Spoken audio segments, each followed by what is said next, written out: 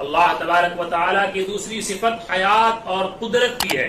امام غزالی رحمۃ اللہ علیہ نے دوسرا عنوان قائم کیا ہے الحیات والقدرہ، وانہ تعالی حی قادر، اللہ زندہ ہے، اللہ قدرت رکھنے والے ہیں، جبار قاہر، اللہ تبارک و تعالی غلبے والے ہیں۔ جو زندگی اللہ کو حاصل ہے یہ زندگی کسی کی عطا کی ہوئی نہیں ہے، بلکہ اللہ کا حیات قدیم ہے، ہمارا حیات حادث ہے، پوری انسانیت حادث ہے، یہ عالم حادث ہے، پوری انسانیت حادث ہے، پوری کائنات حادث ہے، اللہ کی ذات قدیم ہے۔ وَأَنَّهُ تَعَالَى حَيٌّ قَادِرٌ، اللہ تبارک و تعالی حی اللہ کی صفت ہے، اور اللہ تبارک و تعالی قادر ہیں، اللہ تبارک و تعالی کو دنیا کی کوئی چیز عاجز نہیں کر سکتی۔ وَلَا تَأْخُذُهُ سِنَةٌ وَلَا نَوْمٌ، اور اللہ کو نہ اونگ آتی ہے نہ نیند آتی ہے، اللہ تبارک و تعالی کی ذات اس سے پاک ہے، اور نہ اس کو کوئی چیز ختم کر سکتی ہے، اور نہ اس پر موت آ سکتی ہے۔ وَأَنَّهُ ذُو الْمُلْكِ وَالْمَلَكُوتِ، اللہ تبارک و تعالی ملک اور ملکوت والے ہیں۔ یہ ملک و ملکوت کیا ہے؟ یہ ملک وہ ہے جو ہمارے سامنے عالم حاضر ہے، یعنی جو چیزیں ہم دیکھ رہے ہیں یہ ملک ہے، اور ملکوت کیا ہے؟ یہ عالم غیب ہے، یہ عالم غیب ہے، وہ چیزیں جس کو ہم دیکھتے نہیں ہیں، اللہ تبارک و تعالی اس کو بھی جانتے ہیں۔ والعزت والجبروت، اللہ تبارک و تعالی عزت والے ہیں، غلبے والے ہیں، ذو السلطان والقہر والخلق والامر، اللہ تبارک و تعالی خلق والے بھی ہیں، امر والے بھی ہیں، اس نے پیدا بھی کیا ہے، وہ حکم بھی دیتا ہے، وہ پوری دنیا کے وجود کے لیے وہ صرف ایک امر اللہ کی طرف سے جاری ہوتا ہے اور وہ چیز وجود میں آ جاتی ہے۔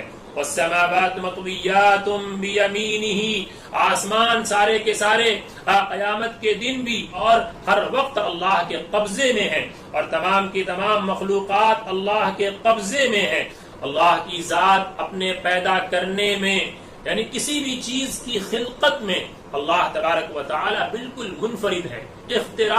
اختراع کسے کہتے ہیں؟ یعنی ایجاد کرنا، ایجاد کرنے میں اللہ تبارک و تعالی بالکل منفرد ہیں۔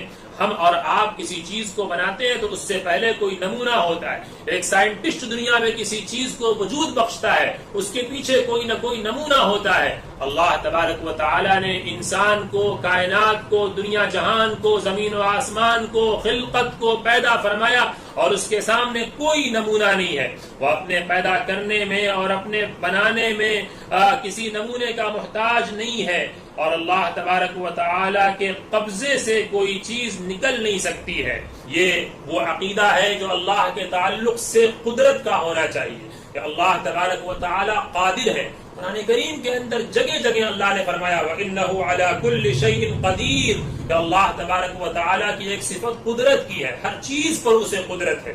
اسے جو زندگی حاصل ہے وہ زندگی کسی کی دی ہوئی نہیں ہے، بلکہ وہ زندگی اللہ کی ہے، اور اللہ تبارک و تعالی اپنی زندگی خود اپنے آپ سے اللہ کو حاصل ہے، اور اللہ تبارک و تعالی کو کسی نے پیدا نہیں کیا۔ واللہ احد اللہ الصمد لم یلد ولم یولد، اللہ کی ایک صفت امام غزالی علیہ الرحمہ فرماتے ہیں کہ اس پر بھی ہمیں ایمان رکھنا چاہیے، وہ صفت اللہ کے علم کی ہے۔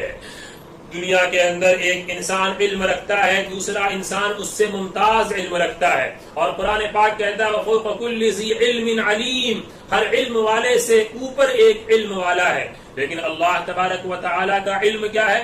امام غزالی علیہ الرحمہ بیان فرماتے ہیں وَأَنَّهُ عَالِمٌ بِجَمِيعِ الْمَعْلُومَاتِ، اللہ تبارک و تعالی تمام معلومات سے واقف ہے۔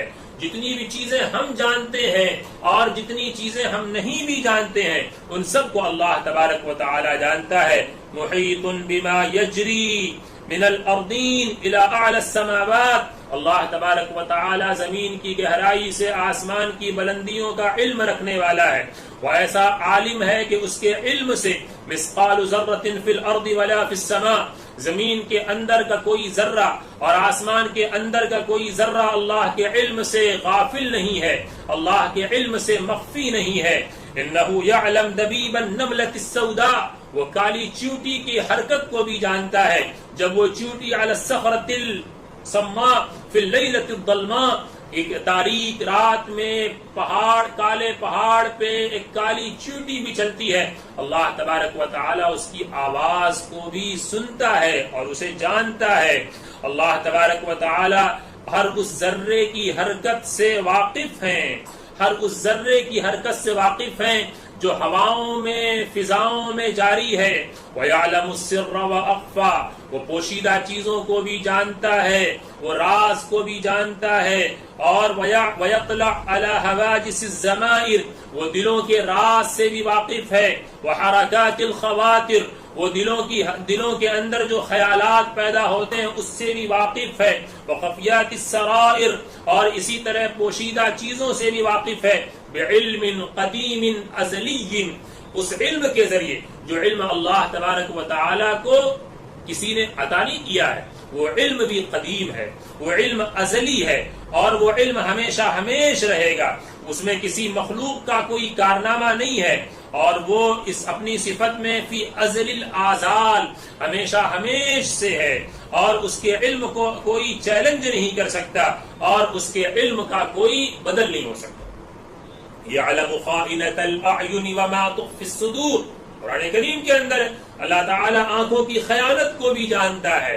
وما تخفی الصدور، جو چیز تم اپنے دلوں میں چھپاتے ہو، جو اپنے سینوں میں چھپاتے ہو، اللہ تبارک و تعالیٰ